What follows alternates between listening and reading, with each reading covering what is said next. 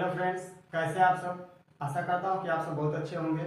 मैंने पिछली वीडियो में आप लोगों को बहुलक को बताया था और आज की वीडियो में आप लोगों को मैं माध्यिका सिखाने वाला हूं, तो आप लोग वीडियो पे बने रहिएगा। यदि आप सब चैनल पे नए होंगे तो चैनल को सब्सक्राइब जरूर कर लीजिएगा। तो चलिए आज हम लोग ये माध्यिका पढ़ते हैं कि माध्यिका कैसे ज्ञात की जाती है। तो पहले हम सब जानते हैं कि माध्यिका है क्या, माध्यक या माध्यिका। तो माध्यिका क्या है?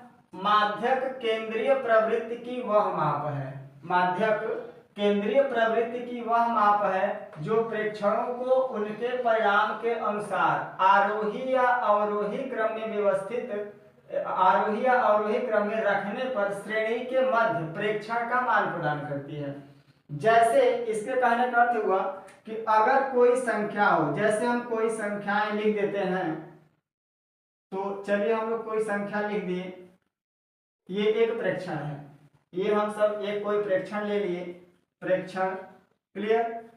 अब यही कह रहा है कि माध्यक केंद्रीय प्रवृत्ति की वह माप है जो प्रेक्षणों को उनके परिणाम के अनुसार आरोही या अवरोही क्रम में रखने पर, तो चलिए इसको हम लोग आरोही या अवरोही क्रम में रख लेते हैं।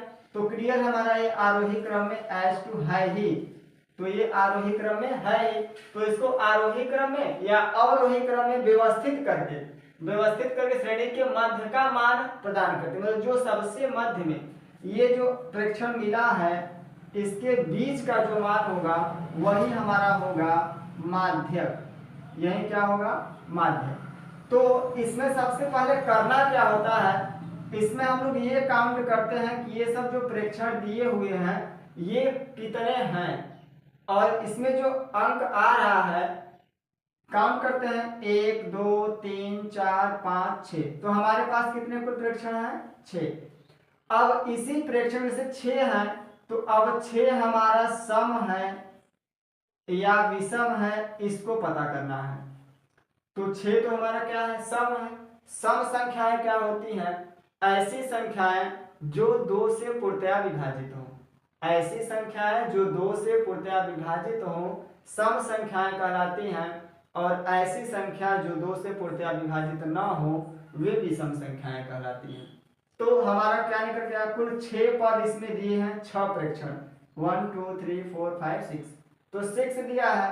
तो 6 है क्या? अब 6 में तो 2 से डिवाइड करेंगे तो भाग चला जाएगा, अर्थात हमारा ये क्या है? सम संख्या है। यदि मान लेते हैं एक हम और बढ़ा दिए, 14 हो गया। अब कितने हो गए? 1 2 3 4 5 6 7, 7 निकल के आया। अब 7 क्या है? विषम संख्या है, क्योंकि इसमें 2 से डिवाइड करेंगे तो ये इसको पूरा पूरा विभाजित नहीं करेगा। तो जब हमारा 7 आ गया तो क्या हो गया? विषम। तो यही इसको देखते हुए हम लोग क्या करेंगे, इसमें 2 फार्मूला का यूज करना पड़ता है। तो दोनों फार्मूले हैं कौन कौन? तो चलिए इसको हम लोग जान लेते हैं कि दोनों फार्मूले क्या क्या है और उसका यूज कैसे करना है। तो बहुत आसान तरीके से आप लोगों को मैं माध्यक निकालना बता दूंगा, जो कि आप भविष्य में कभी भूलेंगे भी नहीं। तो चलिए हम लोग देख लेते हैं कि दोनों फार्मूले से कैसे कैसे हम लोग माध्यिका निकालते हैं। तो यहाँ कंडीशन हमारा फर्स्ट बनता है, यदि n एक विषम संख्या हो, n एक विषम संख्या हो। जब n एक विषम संख्या हो तो माध्यक का फार्मूला हो जाता है माध्यक इक्वल टू n+1/2 वें पद का मान। यहाँ पद लिखे या प्रेक्षण लिखे कोई दिक्कत नहीं है। तो माध्यक क्या हुआ? n+1/2 वें पद का मान। तो हमारे पास संख्या क्या थी? जैसे अब इसको छोड़ते, अगला क्या है? सेकेंड कंडीशन क्या आता है? तो सेकेंड कंडीशन यही है कि यदि n एक सम संख्या हो, n क्या है? एक सम संख्या हो, तो माध्यिका कैसे निकालेंगे? तो माध्यक इक्वल टू n/2 वें पद का मान प्लस n/2 प्लस 1 वें पद का मान। क्लियर? n/2 प्लस 1 वें पद का मान और होल बाई 2। तो इसी दोनों फार्मूले का यूज करके हम सबको प्रेक्षण का क्या निकालना है, माध्यक। जैसे मेरे पास एक संख्या है जो आपको बताया, वही चलिए ले लेते हैं 2 4 6 8 10 12। क्लियर। मान लीजिए हमारे पास एक प्रेक्षण है और इसकी हमको माध्यिका ज्ञात करनी है। तो माध्यिका ज्ञात करने के लिए सबसे पहले क्या करना होता है, सबसे पहले हम इसको काउंट करते हैं कि कितने इसमें अंक हैं या संख्या है, 1 2 3 4 5 6। तो हमारे पास n कितना आया, n कितना आया 6। अब 6 है क्या, 6 एक क्या है, सम संख्या है। तो जब सम संख्या है तो हम सब किसका यूज करेंगे, इसका, क्योंकि लिखे हैं सॉरी इसका। यदि n एक सम संख्या हो, जब n एक सम संख्या है तो चलिए हम लोग माध्यक निकाल देते हैं।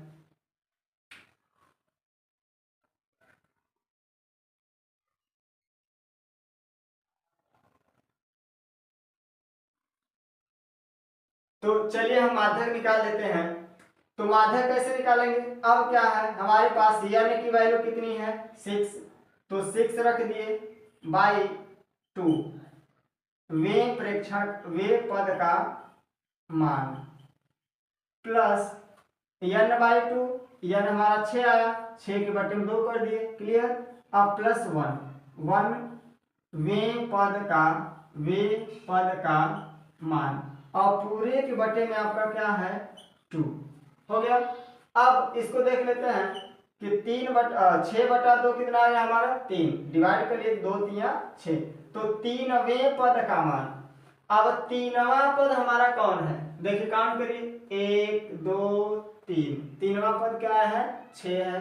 तो यहाँ हम लोग क्या लिख देंगे 6 प्लस लगा दिए, 6/2 3 हो गया, 3 में 1 जोड़ दिए कितना हो गया 4, 4वें पद का मान। तो 4वां पद क्या है 1 2 3 4, 4वां पद क्या हमारा है 8 लिख दिए। अब पूरे के बटे में 2 है तो 2 लगा दिए, 6 और 8 जोड़ दिए 14, 14 में 2 से भाग कर दिए तो हमारा निकल के आ गया 7। तो माध्यिका कितनी आई 7। ये जो प्रेक्षण दिया था इस प्रेक्षण की माध्यिका निकल के आ गई आपका 7। कब, यदि n एक सम संख्या हो तो चलिए हम लोग आगे जा लेते हैं कि जब n एक विषम संख्या हो तो कैसे निकालेंगे। मान लेते हैं यहाँ और बढ़ा दिए 14 हो गया। अब हमारे पास 1 2 3 4 5 6 7, n की वैल्यू कितनी हो गई 7, और 7 क्या है एक विषम संख्या है। जब विषम संख्या है तो इसका यूज करेंगे। तो चलिए इसको देख लेते हैं, विषम संख्या है तो माध्यक कैसे निकालेंगे।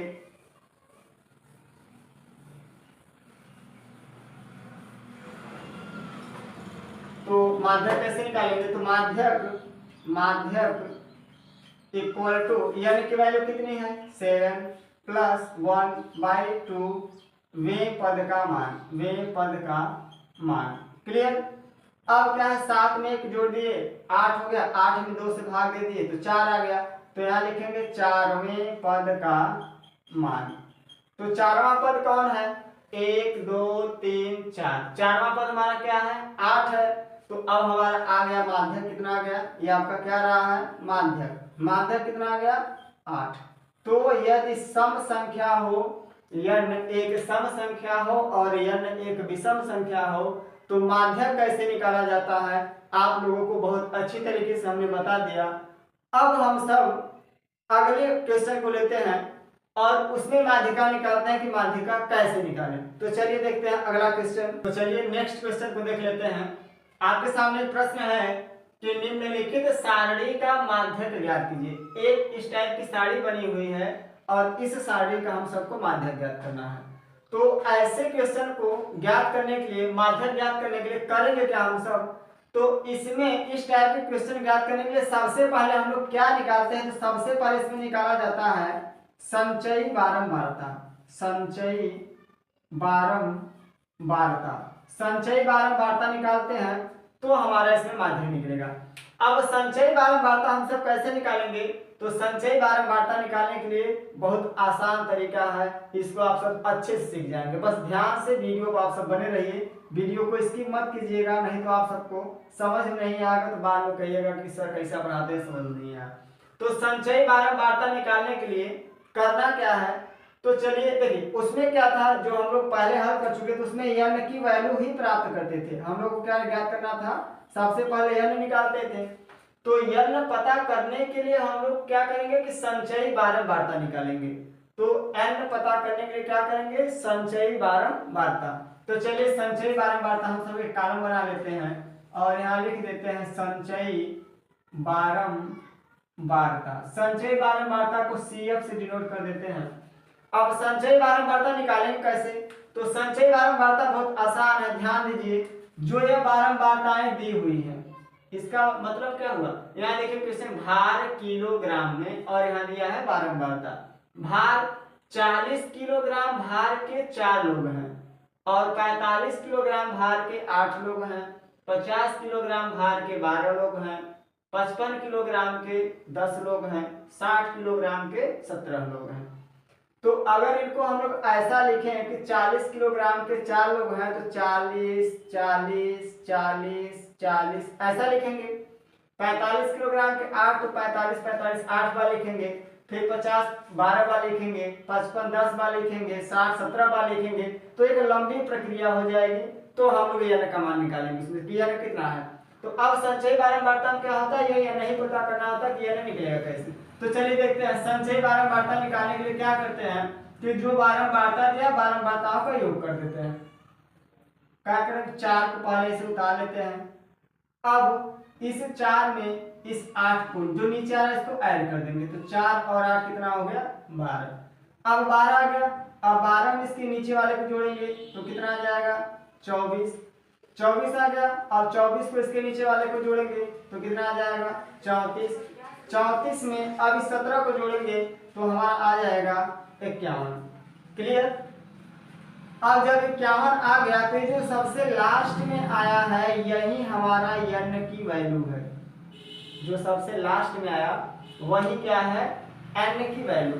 अब हम सबको n पता हो गया कि n कितना है। तो n हमारे पास कितना है, 51 51। अब जब n पता हो गया तो अब हम सब पीछे पड़े हैं कि n पहले इसमें क्या करना है कि n छांटना है कि सम है कि विषम है।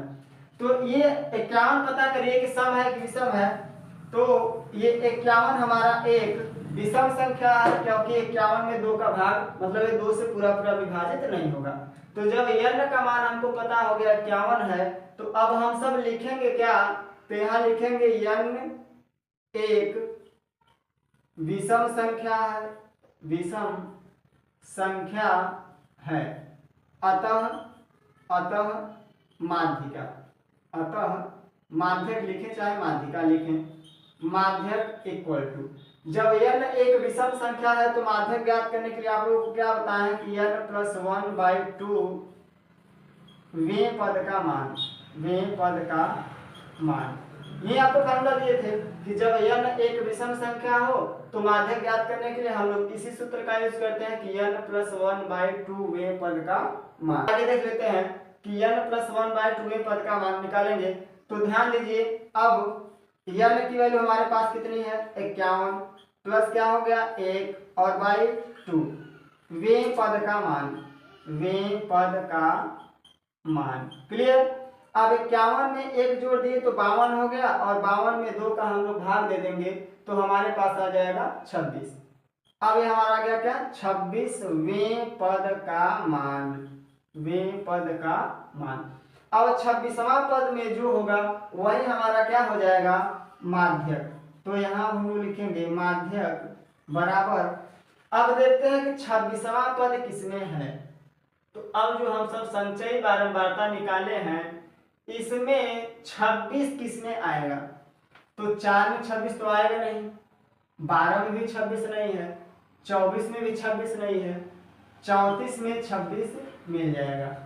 तो 34 में जो हम लोगों को इसको सीधा बॉक्स बना लेते हैं, ऐसे ध्यान दीजिए, ये 34 जो है 34 में क्या आ जाएगा, जो भार दिया है 55 किलोग्राम, तो हमारा क्या 26वें पद का मान, तो 26वां पद हमारा इसे 34 में है, तो 34 में जो भार दिया है वो क्या है 55, तो हमारा माध्यक कितना निकल के आ गया 55।